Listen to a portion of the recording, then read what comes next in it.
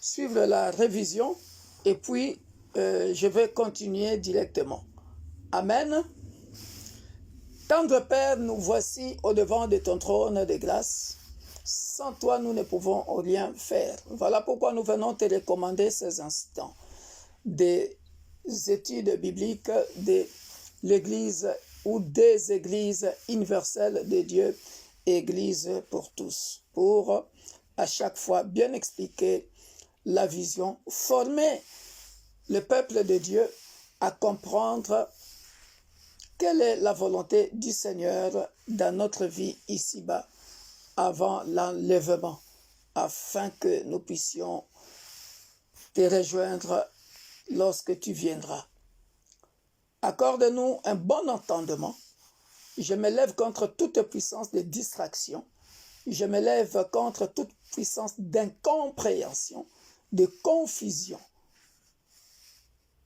Prépare nos cœurs afin que nous puissions être de bonnes terres, des terres fertiles, qui, après avoir sémé la parole, selon Matthieu chapitre 13, que ta parole tombe sur une bonne terre pour multiplier et que la gloire revienne à toi. Dans le précieux nom glorieux de notre Sauveur et Seigneur Jésus-Christ, nous disons Amen. Alors, pour ceux qui n'étaient pas là, je révise vite fait. Alors, d'abord, nous devons comprendre la ligne de conduite de cette année. La ligne de conduite de cette année, Dieu nous a dit d'évangéliser. Et le passage de base que Dieu nous a donné, c'est Ézéchiel chapitre 37 à partir de verset 1 et jusqu'au-delà. Voilà, donc je vous donne un petit cours de théologie pour ceux qui ne le savent pas. Souvent, quand vous lisez la Bible, vous voyez qu'on met virgule S. Voilà. Quand on écrit comme ça, cela veut dire tout simplement que tu lis ce verset-là jusqu'en dessous. Voilà. Parfois, quand vous lisez la Bible, quand vous lisez certains livres, vous voyez par exemple, on écrit Genèse chapitre 11, 2 points, verset 1, on met virgule S. Le S, là, veut dire tout simplement la suite, c'est-à-dire, tu ne t'arrêtes pas seulement au verset 1, tu lis jusqu'en bas, c'est-à-dire, tu lis tous les versets. Vous voyez parfois, dans la dévotion matinale, parfois j'utilise cette formule-là. Donc, pour votre formation, vous êtes des ministres de l'Église. Voilà, ça sont des cours de théologie que parfois vous voyez ça dans des Bibles, mais vous ne savez pas ce que ça veut dire. Voilà, donc on avait dit ça par rapport aux ossements desséchés. Et nous avons expliqué que lorsque nous parlons des ossements desséchés, ce ne sont pas les os. Ce ne sont pas des os qui sont desséchés. Ce sont des êtres humains qui n'ont pas Christ. Donc nous devons aller vers ces gens-là pour les évangéliser, pour que l'Esprit de Dieu puisse les toucher et que ces ossements desséchés puissent revivre. C'est à partir de là, bien-aimés dans le Seigneur, que nous avons maintenant eu ce que nous appelons la technique d'évangélisation. Voilà. Et pour ceux qui me connaissent, dans l'Église universelle de Dieu, l'Église pour tous, nous avons l'habitude, ou alors moi, j'ai l'habitude de lier la théorie à la pratique. Voilà. Quand tu lis la Bible, il faut toujours, quand tu vas prêcher la parole de Dieu, il faut toujours faire en sorte que, parce que cette parole-là était adressée aux humains. Voilà. Tous ceux qui ont écrit la parole de Dieu, la Bible dit, c'est de l'abondance du cœur, la bouche a parlé. C'est-à-dire, ils étaient remplis du Saint-Esprit et puis ils ont parlé de la part du Seigneur pour que nous soyons transformés, que nous puissions vivre selon la volonté de Dieu. Maintenant, écoutez la révision. La révision commence ici. Nous avions parlé des Actes chapitre 1. Là où les disciples, tous étaient en commun accord. Ils étaient dans la chambre haute. Et nous avons dit, pour lier la théorie à la pratique, nous avions dit que ces disciples étaient dans la chambre haute. Et j'avais donné les détails. 1, ils étaient en commun accord.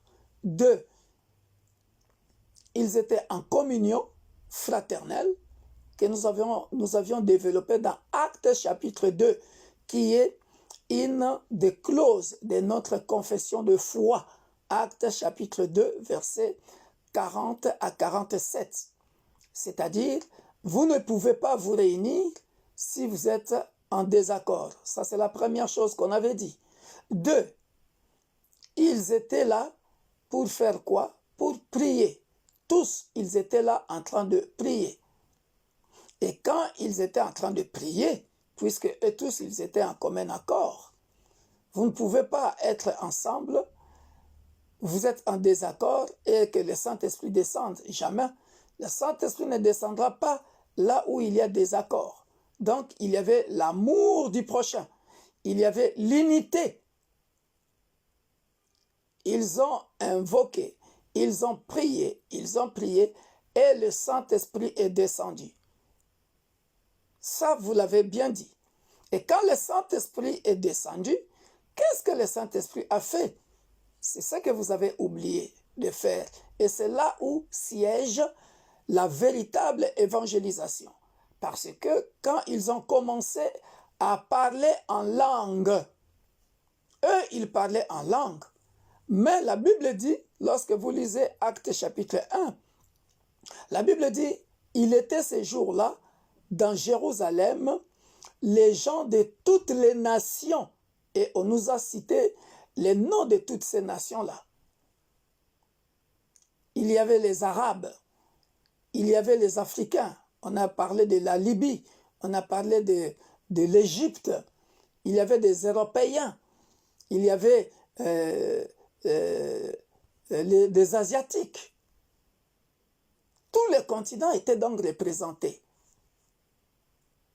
Et ça, vous avez oublié de le dire. C'est-à-dire, quand on va faire l'évangélisation, ce jour-là, c'était le jour d'une grande évangélisation.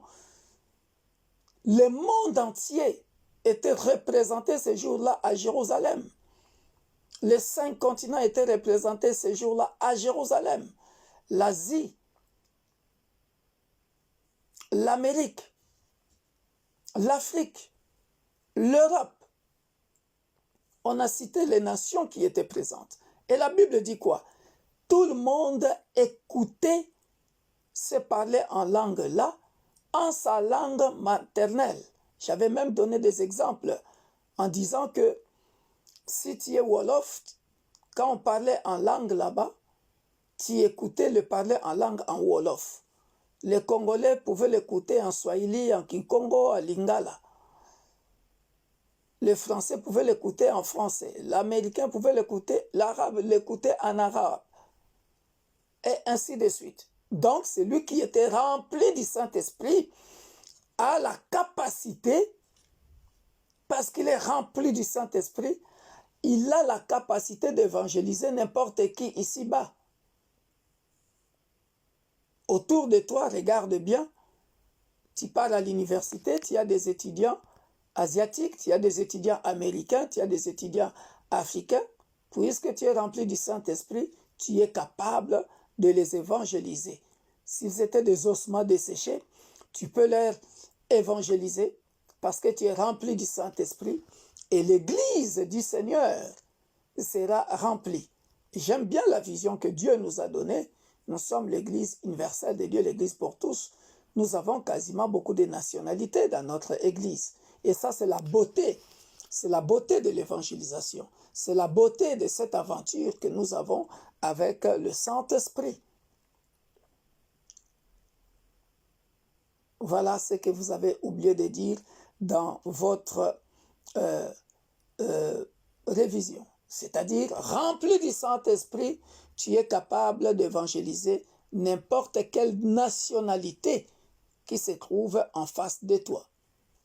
Deuxième aspect de la révision que vous n'avez pas dit, ça c'est Acte 2, 40 à 47. Puisqu'il y avait la communion fraternelle, ils persévéraient dans la communion fraternelle. La communion fraternelle, on avait développé ça parce qu'ils vivaient tous ensemble. Ils étaient dans la fraction de pain, c'est-à-dire ce qui était à moi était automatiquement à la sœur Ami, à la sœur Tatiana. Donc, je ne faisais pas la discrimination. Je ne dis pas parce qu'elle est ivoirienne, je ne lui donne pas. Je donne qu'aux Congolais. Je ne dis pas parce qu'elle est gabonaise, je ne lui donne pas. Parce que l'autre est réunionnaise ou martiniquaise, je ne lui donne pas. Non, non. Ce n'est pas ça la fraction de pain. Dans l'Église universelle de Dieu, l'Église pour tous, chaque ministre de notre Église doit connaître Acte 2, 42. 40 à 47. Et c'est ça qui fera que j'ai expliqué à une de mes filles d'où vient la croissance de l'Église. La croissance de l'Église vient de l'intérieur de l'Église, à partir de notre comportement.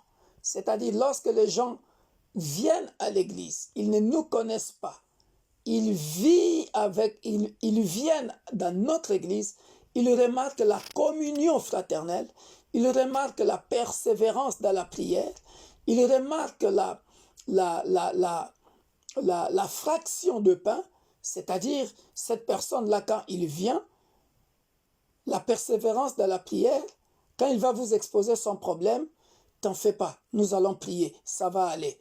Vous priez et la personne trouve des solutions, il va dire « Waouh !» Ça, c'est vraiment une église où il y a du feu. Il y a la communion fraternelle. Parce que ces apôtres-là, c'est partager leurs affaires. Leurs biens. Leur argent. Tout ce qui était à eux, c'était à la communauté. Et ça fait croître l'Église. Ça fait croître l'Église. Pourquoi? Parce que les gens de l'extérieur, lorsqu'ils viennent, on les a invités, par exemple, à un séminaire ou à une veillée, à un programme de l'Église. Ils voient comment on parle, notre langage. Ils voient comment nous nous comportons. Ils voient la communion fraternelle. Ça va les attirer pour continuer de venir. Mais s'ils viennent, ils voient que la sœur Intel et l'autre sœur là ne s'entendent pas, ne se parlent pas. Il vient ou ils viennent, ils racontent, celui-ci demande, tu peux me déposer ici? Ah non, non, non, je suis comme ceci, comme cela. Est-ce que le pasteur lui-même, il a fait comme ceci, il a fait comme cela. Ah, telle sœur est en train de critiquer l'autre. La personne ne restera pas dans l'église, il partira ou elle partira. Et ça, les apôtres avaient bien compris. Acte 2, 40 à 47. La communion fraternelle. Ils persévéraient dans la prière, dans la fraction de pain. Et la Bible dit, ces jours-là, Pierre en prêchant, il y avait 3000 personnes qui s'étaient converties. 3000 personnes. Et ce que j'aime, c'est la conclusion au verset 47 de Acte 2, 47. La Bible dit, chaque jour, il augmentait le nombre de disciples. Quand on dit chaque jour, donc c'est chaque jour. C'est-à-dire, on avait conclu ce message-là en disant que ils évangélisaient chaque jour. Mais comment ils évangélisaient chaque jour? Ils évangélisaient chaque jour dans leur lieu du travail, dans la rue, par leur façon de se comporter. Les gens s'augmentaient. Ils attiraient les gens vers eux. Ils ne repoussaient pas les gens. Ils ne rejetaient pas les gens, mais leur comportement.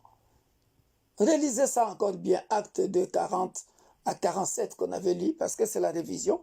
Il faut que je commence la leçon du jour. Donc, ils étaient vraiment émerveillés et les gens s'augmentaient. Le nombre de disciples s'augmentait. Voilà ce que nous avions dit dans l'étude biblique de la fois dernière, et j'aimerais que ce comportement-là soit notre partage dans toutes les églises universelles de Dieu, l'église pour tous dont je suis le visionnaire. Maintenant, aujourd'hui, oh que c'est beau, bien-aimé dans le Seigneur. Nous allons comprendre quelque chose de très important. Écrivez maintenant les titres d'aujourd'hui. Écrivez. Aujourd'hui, nous allons démontrer, bien-aimé dans le Seigneur, l'amour, l'unité. Écrivez. La communion fraternelle, la communion fraternelle, la communion fraternelle, l'amour, la communion fraternelle, l'amour et l'unité. La communion fraternelle, l'amour, l'unité. Dans le bien et dans le mal. Ça, je vais nous enseigner le côté pratique même de l'Église. Le côté pratique même de l'Église.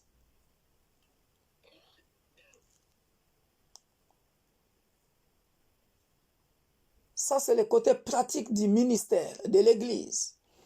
Regardez, bien-aimés dans le Seigneur. Nous allons prendre Actes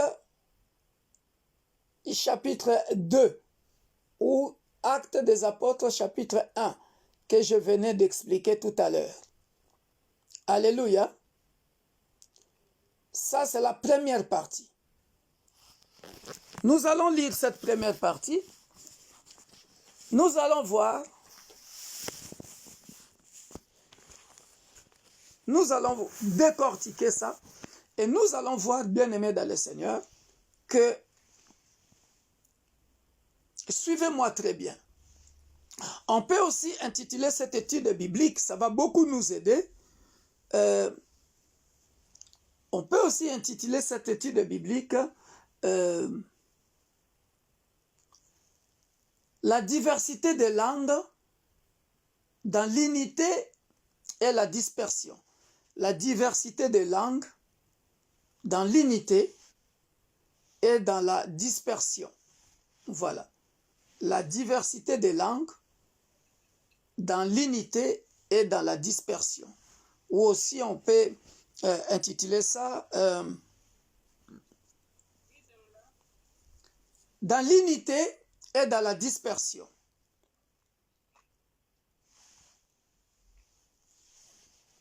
Maintenant, suivez très bien.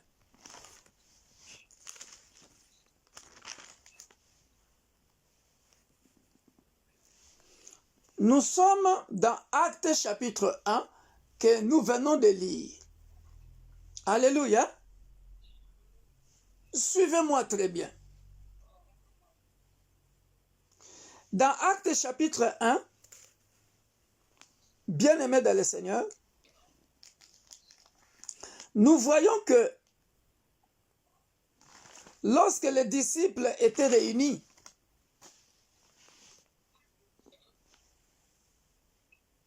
dans la chambre haute, la Bible dit ceci, à partir du verset 12, suivez-moi bien. Alors ils retournèrent à Jérusalem, de la montagne appelée des Oliviers, qui est près de Jérusalem,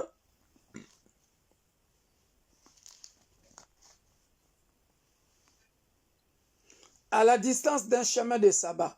Quand ils furent arrivés, ils montèrent dans la chambre haute, où ils se tenaient d'ordinaire.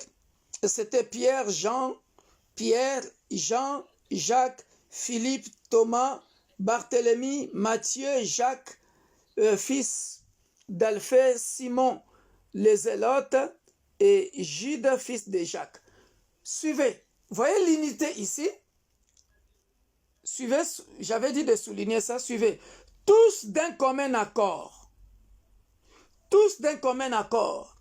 Ils persévéraient dans la prière avec les femmes et Marie, mère de Jésus, et avec les frères de Jésus. Nous avons déjà lu ça. Alléluia. Suivez-moi très bien. Tous d'un commun accord. Voyez cette unité a produit quoi? Cette unité, cet amour du prochain, cette communion fraternelle a produit que le Saint-Esprit puisse descendre afin qu'il parle en langue. Alléluia. Ça va jusque-là? Écoutez-moi très bien. Pourquoi je parle de l'unité et la diversité des langues? Regardez, leur unité, leur amour du prochain, leur unité, je répète, leur communion fraternelle, leur unité, tous d'un commun accord, ils persévéraient dans la prière. Personne n'avait une mauvaise intention.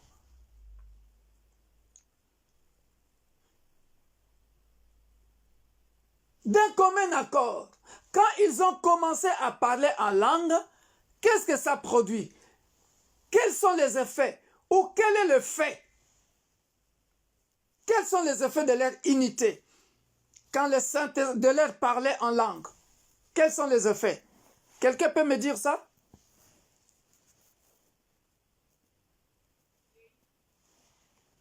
À haute voix, s'il vous plaît.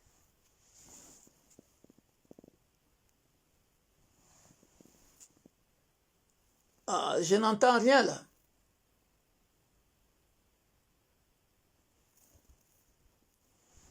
C'est qui parle?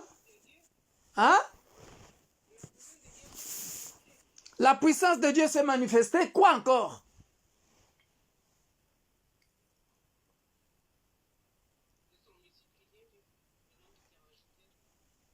Le nombre de disciples s'est rajouté. Quoi encore? Ils étaient remplis du Saint-Esprit. Quoi encore?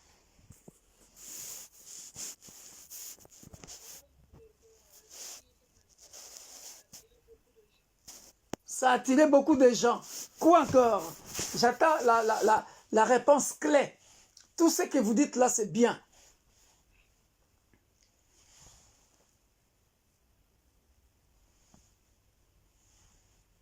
Je vais nous aider parce que je pars au travail là.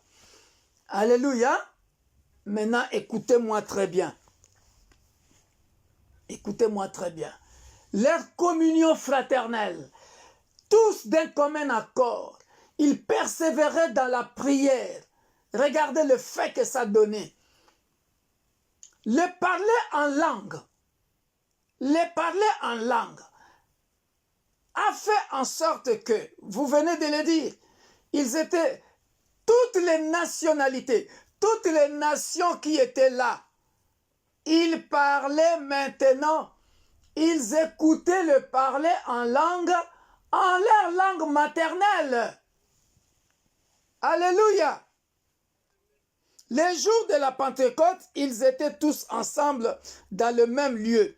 Tout à coup, je suis au chapitre 2.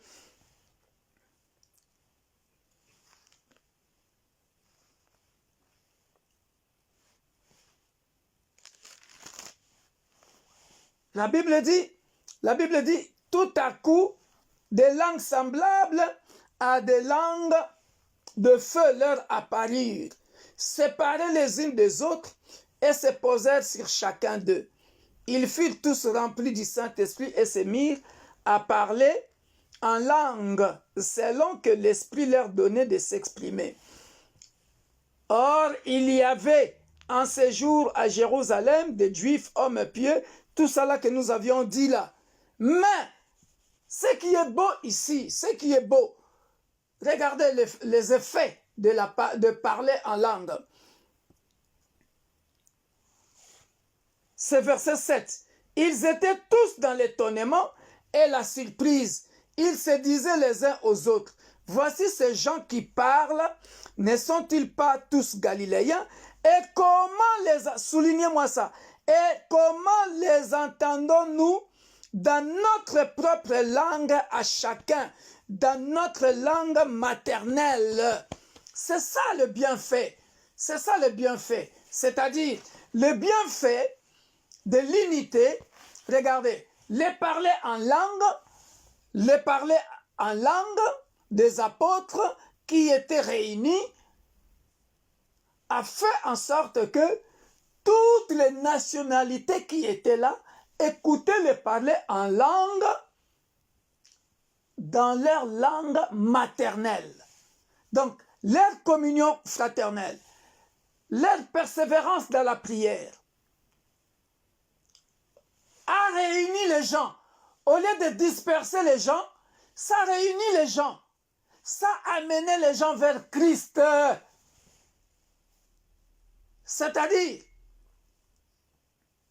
le Perse, le Wolof pouvaient comprendre la langue du royaume pour que lui aussi entre au ciel.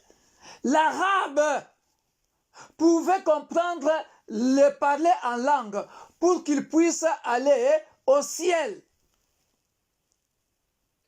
Vous voyez le bienfait de parler en langue, vous voyez le bienfait de l'unité.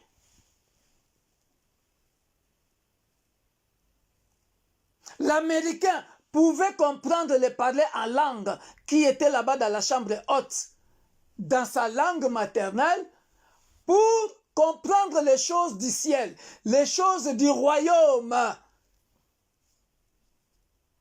Est-ce que je me fais bien comprendre? C'est-à-dire l'unité, la communion fraternelle, la persévérance dans la prière permettait aussi aux gens qui les entouraient, c'est-à-dire nous dans l'Église universelle de Dieu, l'Église pour tous, notre doctrine est basée sur Acte 2, chapitre 2, parce que nous sommes, je l'ai toujours dit et je le répéterai toujours, nous sommes l'Église du Saint-Esprit. C'est-à-dire, quand quelqu'un nous écoute, il doit être capable de nous comprendre les choses du royaume et aller au royaume des cieux. Je me fais bien comprendre. Vous qui prêchez là, vous qui dirigez la modération, voyez comment vous devez amener les gens dans l'église à comprendre les choses de Dieu, à comprendre la puissance du Saint-Esprit, à impacter la salle par le Saint-Esprit. Nous sommes unis, notre unité impacte les autres pour qu'ils suivent aussi le royaume, le message des cieux. Vous avez vu? Dans cette unité ici, il y a l'amour du prochain. Alléluia. Si vous ne comprenez pas, arrêtez-moi, après je vais expliquer. Ça va? Très bien. Maintenant, regardez maintenant la deuxième partie. La deuxième partie, ils sont aussi unis. Ils sont aussi unis.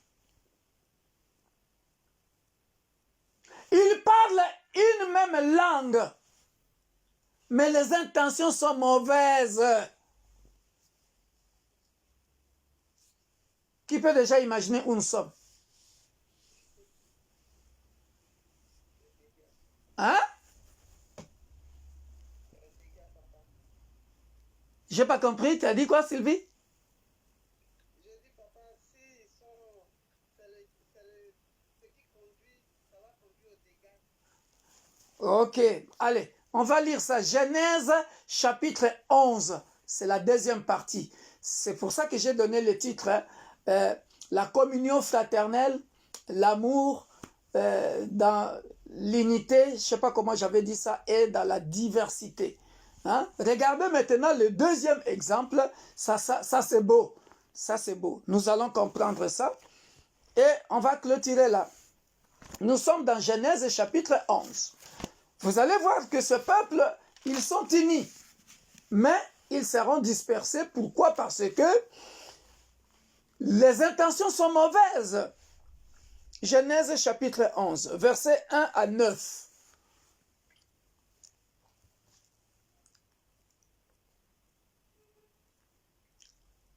Tout le monde y est? Genèse chapitre 11, versets 1 à 9.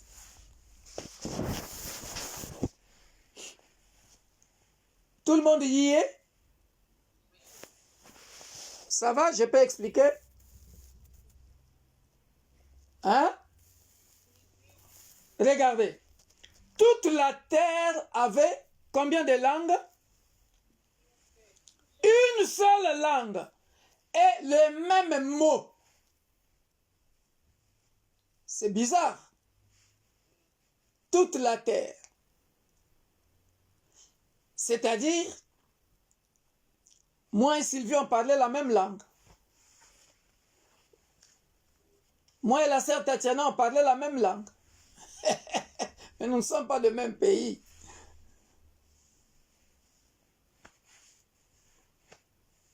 Moi et Maman Gomis, on parlait la même langue, les mêmes mots.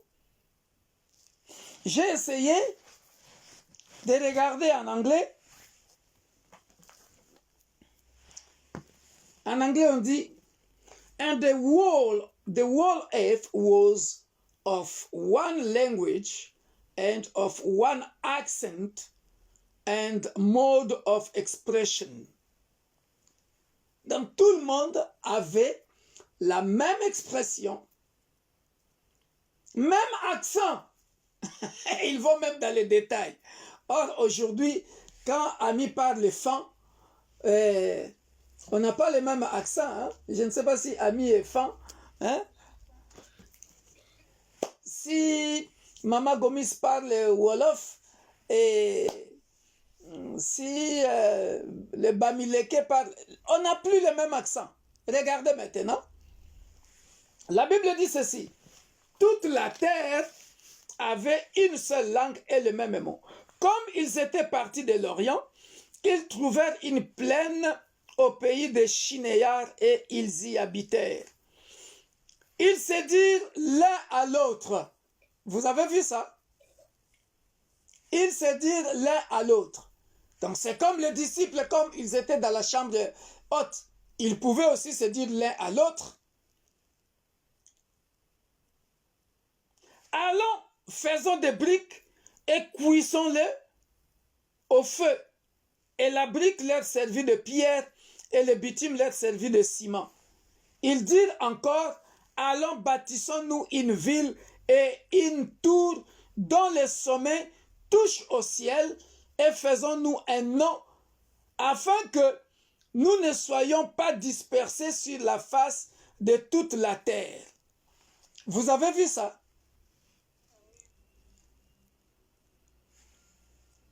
Voyez, même le monde dit, l'union fait la force. Et, bien-aimés, si vraiment l'Église universelle de Dieu, l'Église pour tous, nous sommes unis dans le vrai amour, dans la vraie fraction de pain, dans la communion fraternelle, dans persévérance dans la prière, ah, vous verrez comment l'Église là sera remplie. Toute la terre parlait une seule langue. Mais regardez leurs intentions. Ils sont unis. Ils veulent faire quoi? Quel est leur objectif ici?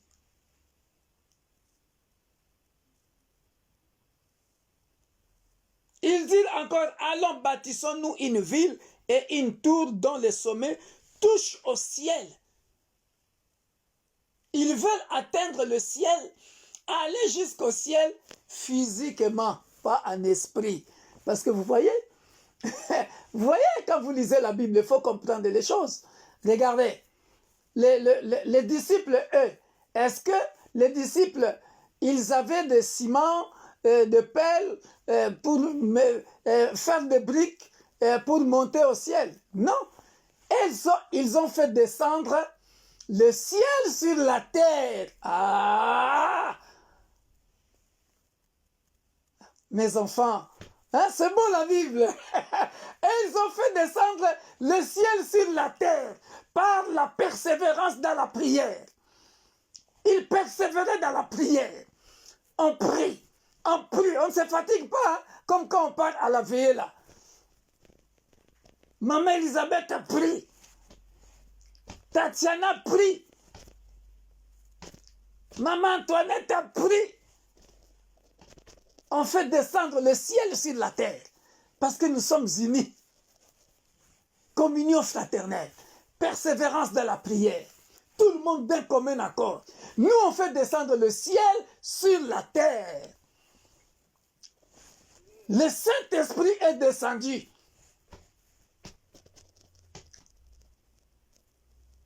On a commencé à parler en langue. Maintenant, notre parler en langue, regarde, même les gens qui ne parlaient, qui ne s'entendaient pas, commencent à entendre le parler en langue dans leur langue maternelle pour les amener au ciel, dans le royaume des cieux. Voyez maintenant l'amour, l'unité. Tu vois? Avec un bon désir, avec un bon esprit, il fait descendre le ciel sur la terre. Mais dans Genèse 11, c'est une unité, une communion fraternelle, une même langue, mais avec de mauvaises intentions. Ils veulent devenir, et ils veulent aller au ciel à pied. C'est-à-dire, ils veulent aller au ciel à pied, par la chair. Ils sont en train de construire les briques. Je ne sais pas, à cette époque-là, si l'échelle était de combien. Donc, c'est rigolo, hein? C'est beau. Donc, ils voulaient aller au ciel. Donc, quelle pensée! Ah, maman, je suis très content que tu comprennes ces choses-là. Ils voulaient aller vers Dieu par la chair. Construire les briques. Premier étage, deuxième étage, troisième étage. Je ne sais pas si la tour de Babel avait combien d'étages. Allez faire des recherches sur Google. Donc, leur unité était de mauvaises intentions. Leur unité était en quelque sorte la rébellion. Ils voulaient devenir comme Dieu. Ils voulaient se comparer à Dieu. Lorsque l'Église commence à avoir des groupes, des clans, c'est ça l'objectif de notre étude biblique ce soir. Lorsque l'Église commence à avoir des clans, celui-ci crée son groupe, l'autre crée son groupe, sachez que vous serez dispersés un jour. La Bible le dit, verset 5. Quelqu'un peut lire ça?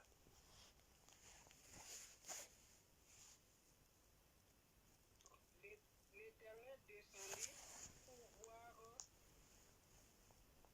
pour voir la ville et la tour que bâtissaient les fils des hommes. Continue. Et l'Éternel dit, voici, ils forment un seul peuple et ont tous une même langue. Et c'est là que ce qu'ils ont entrepris, maintenant rien ne les empêcherait de faire tout ce qu'ils auraient projeté. Continue. Allons, descendons et là, confondons leurs langues afin qu'ils n'entendent plus la langue des uns et des autres. Et l'Éternel les dispersa loin de là sur la face de toute la terre. Et ils cessèrent de bâtir la ville. C'est pourquoi on l'appela du nom de Babel, car c'est là que l'Éternel confondit les langues de toute la terre, et c'est de là que l'Éternel les dispersa sur la face de toute la terre. Maintenant, ma sœur Tatiana, tu as vu maintenant d'où sont venues toutes les langues là que nous parlons, nos dialectes. Quand tu vas dans mon pays, en RDC, nous avons une affaire de 450 dialectes. Tu as vu d'où ça vient? Quand on va au Sénégal, on parle le Wolof, on parle le Peul. Quand tu vas en Côte d'Ivoire, on parle le Bamileke, on parle toutes les langues là, chinois, créole, japonais. Vous voyez d'où ça vient? Hein? Ah, une étude biblique intéressante, hein? Vous voyez? Or, en esprit, nous, en parlant en langue, en esprit, on fait descendre le ciel sur la terre. Et on fait en sorte que les gens qui nous écoutent, qui écoutent le parler en langue, aillent vers Dieu. Mais eux, ici, ils parlent, ils sont aussi unis, hein, mais dans le mal. Ils sont unis. Vous voyez? Donc, dans les deux sens, l'union fait la force. Mais il y a l'union fait la force dans le sens de Dieu, dans le sens du bien, qui fait monter les gens au ciel. Et il y a l'union fait la force dans le sens du mal. Dans le sens du mal. Au lieu de faire descendre le ciel sur la terre, ils sont au contraire. Au contraire, ils sont dispersés. Vous avez vu ça? D'où le passage qui dit, qui connaît, qui peut se rappeler, d'où le passage qui dit, ils sont venus par un seul chemin, mais ils seront dispersés par 7 chemins. Quelqu'un peut me trouver ça?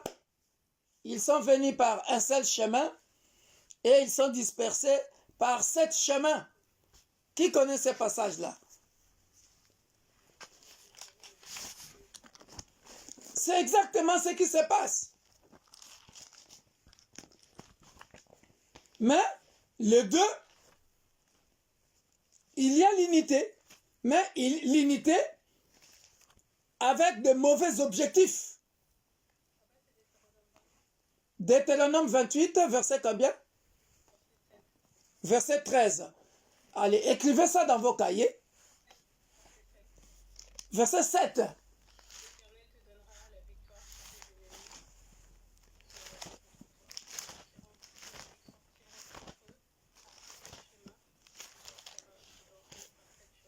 Voilà.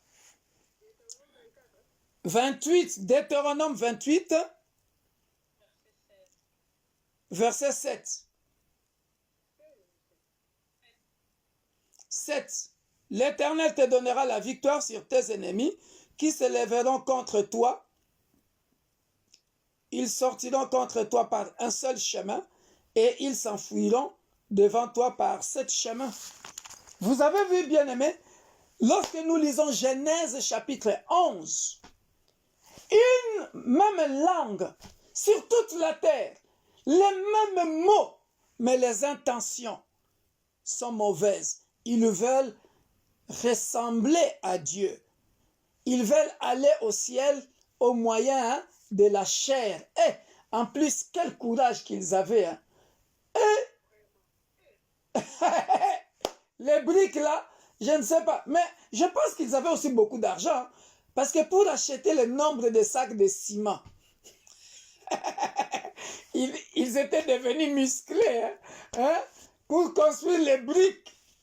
Hein. Je ne sais pas, ils travaillaient combien d'heures par jour. Il avait combien de maçons? Ah, maman, ça faut poser à Dieu cette question-là à la population de cette époque-là.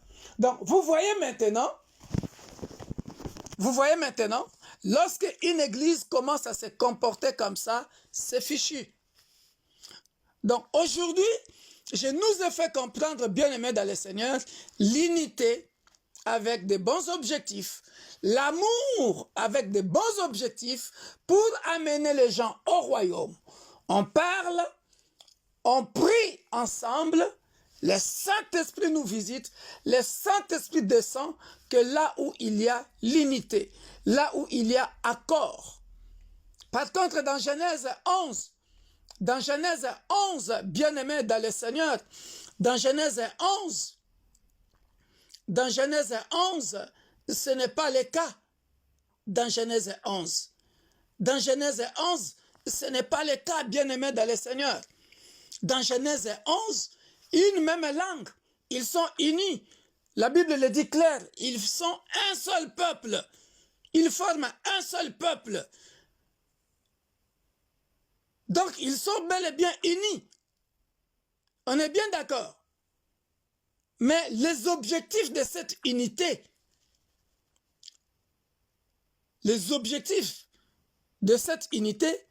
qu'ils vont poursuivre, chaotique, mauvaise intention. Dieu dit, regarde-moi ce peuple, ils sont unis, ils veulent m'atteindre ici. Or Dieu, dans Genèse, lorsqu'il avait dit, faisons l'homme à notre image et à notre ressemblance, c'était pour un objectif noble. L'objectif noble, c'était quoi? Formons l'homme, créons l'homme à notre image et à notre ressemblance. C'est-à-dire, l'homme devrait représenter Dieu sur la terre. Mais dès lors que le péché adamique est rentré, regarde les comportements, regarde les agissements. Une même langue, ils veulent aller vers Dieu par la chair. Dieu les a dispersés sur toute la face de la terre. Dieu les a dispersés. Une même langue, de cette langue-là, sont sorties toutes les langues pour qu'ils ne s'entendent pas. Voilà pourquoi il y a quoi? Les tribalismes. Tout est venu de là. Voilà pourquoi il y a le racisme, le tribalisme, l'ethnicisme. Vous avez vu d'où est venu le racisme? Le tribalisme? Ah, toi et moi, on ne parle pas la même langue. Donc, il y a des affinités que par la langue. Or, en Jésus, oh, moi, je trouve un frère en Jésus-Christ. Oh, moi, je trouve une sœur en Jésus-Christ, qui nous séparera de l'amour de Jésus, qui nous séparera de l'amour de Jésus. Aujourd'hui, l'apôtre Victor Makonda, je suis dans la joie. J'ai des enfants spirituels arabes, blancs, gabonais, martiniquais, réunion, sénégalaise, ivoirienne. C'est pas beau ça, en Jésus. C'est beau, hein? Hein? T'as vu, chez nous, au lieu de disperser, nous devenons un. la communion fraternelle, la fraction de pain. Nous persévérons dans la prière. Hein? C'est beau, hein? Est-ce que je pouvais, moi, imaginer un jour rencontrer Ami, rencontrer Tatiana? Regarde comment, mais c'est tout un miracle. Vous pensez que le miracle, c'est seulement voir les paralytiques marcher? Mais ça, c'est la beauté même du Saint-Esprit. C'est la bonté de l'aventure. Ça, c'est la beauté même du royaume des cieux. C'est comme ça que nous vivrons dans le royaume des cieux. Il n'y aura ni grec, ni juif. Il n'y aura ni Gabonais, ni Créole, ni Congolais, ni Sénégalais. Tous en Christ. Ah, que c'est beau. Mais ici, là, Genèse 11, il y a le tribalisme. Ils sont dispersés. Hein? Ils ne s'entendent même plus. Hein? C'est-à-dire, lui il parle, je n'entends pas. Il n'y a plus d'unité. Alors qu'avant, il y avait unité. Maintenant, il n'y a plus unité. Lui, il parle Wolof, je n'entends rien. Il parle Peul, je n'entends rien. Il parle Bamileke, je n'entends rien. Amen. Que Dieu vous bénisse. C'était beau, hein? Vous avez aimé? Amen. Voilà, nous allons prier. Je dois partir. Et demain, nous apprendrons aussi de bonnes choses aussi sur le leadership dans l'école du ministère. Que Dieu vous bénisse. Nous allons clôturer. Tendre Père, nous venons de partager la parole selon toi, selon le Saint-Esprit. Merci, cher ami Saint-Esprit, pour ce partage, ce moment de partage. Nous avons compris, Père de gloire, que l'unité en Christ fait descendre le ciel sur la terre. Mais l'unité dans le monde fait disperser. Aide-nous, Père de gloire, à être des gens qui sont unis pour construire, pour bâtir les gens pour aller dans le royaume des cieux. Que nous ne soyons pas cette église qui sera unie pour disperser les gens, mais que nous soyons unis pour amener les gens dans le royaume des cieux. Et que toute la gloire te revienne. Dans le précieux nom et glorieux de notre Sauveur et Seigneur Jésus-Christ, toute l'assemblée, nous disons Amen. Soyez bénis, à demain pour l'école du ministère. Oui.